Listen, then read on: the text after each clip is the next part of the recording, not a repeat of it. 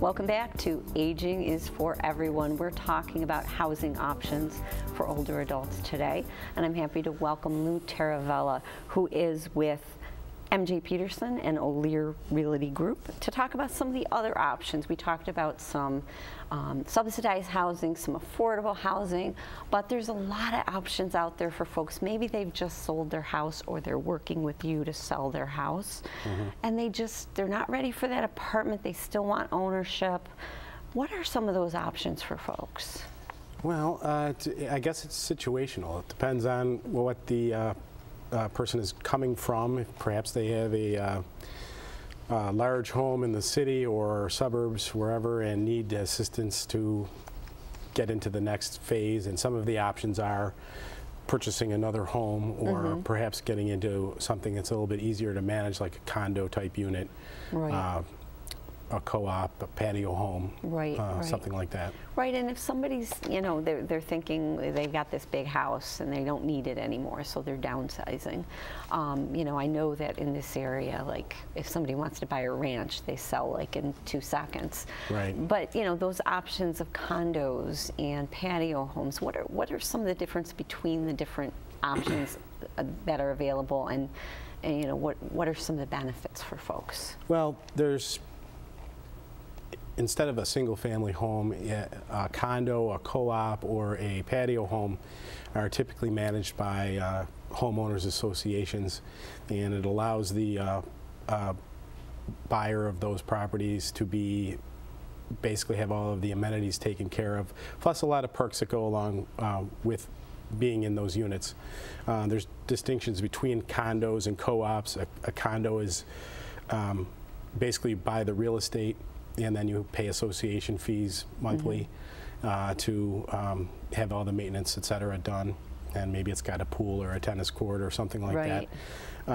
Co-ops, you actually buy shares of a corporation, and you really don't own the real estate. Okay. There are very few of those type units in our area. There are a couple. Right. Patio homes are more popular in the suburban areas than they are in city locations. In fact, there are very few in the city. Right. One of the problems with patio homes is lot size restrictions and lack of availability of land to actually construct them in the city. Okay. It seems like whenever there's like new developments, new condos, there seems to be more development in the suburbs than like in the city of Buffalo. But there seems to be a lot of older adults in Buffalo who maybe would want to get out of those really big old houses into a different situation. Right, and we run into that a lot. People that have to liquidate, or for lack of a better term, get out of a large property with lots of things in it. The problems with condo development, new condo development, a lot of the land, mostly everything in Buffalo, is spoken for.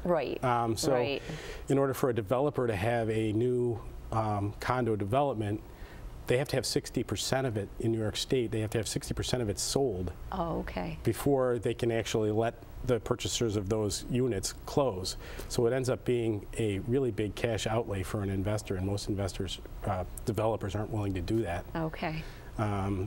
It also turns off a lot of people that want to get into those units because they can buy it and then wait a year or more before they can actually get into the unit itself. So, and that's why there's more development out in the suburbs. You see there's typically more land available, et cetera. Right. Now, it's got to be overwhelming for people who maybe have lived in the same house for 40, 50, 60 years to even think about moving. What would you recommend people? How do they start? How do they get started if they've decided, okay, I got to get out of this house, I want something smaller, I want a condo or whatever? How would you recommend they start? Well, just as the ladies spoke before, you really need an advocate on your side, and someone who's looking out for not only your real estate end of it, but what to do with all of the things involved with the real estate and the move. So it's important because it's not just selling a piece of property. It's what do I do with my stuff?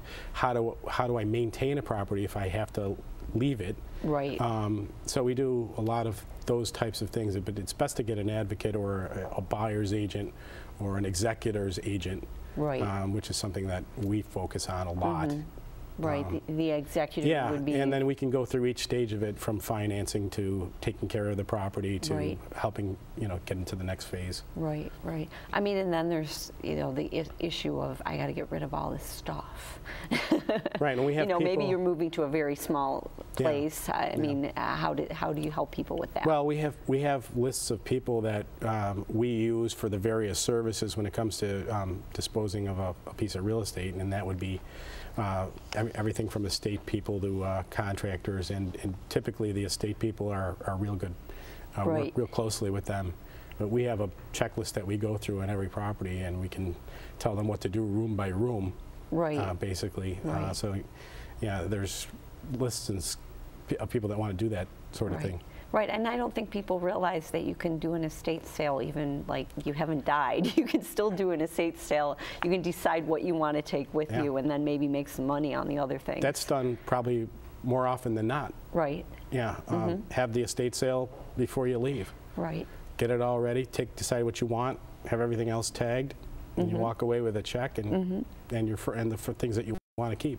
Right. So it's not always for someone who's gone, but somebody that's still here and needs to get rid of it, but needs help. Exactly. Exactly. Now I know your firm has some information available for people if they wanted to, like you said, you have checklists, and what other services can you help folks with? Well, we have a full executor service for not necessarily for homeowners, but it can be, and it applies to both. It's full executor service, everything from going through the items in the house to property management to hiring contractors, et cetera, to help take care of the property, and then helping the buyer get into the next thing. Level. Yeah. Right. Right. And do you also have some information for buyers as far as what other information is, what other sites might be available or appropriate for them? And if you go on our website at www.olear.com, there's full information on housing for seniors, and we also have a nice guide that it might not be necessarily for purchasing, but we do have a guide that will outlay any of the other type communities that are available for senior housing, which we work a lot with when we're selling a piece of real estate. Right, because sometimes people don't just go to a condo. Many times they may also go to some of these other senior options. That's right. And we have all of that online or available by calling us directly, and we can point you in the right direction. Great. Great. Well, thanks so much for being with us, Lou. We appreciate it. Thank you. My pleasure. Great. And thank you for being with us. We'll see you next month for more Aging is for Everyone.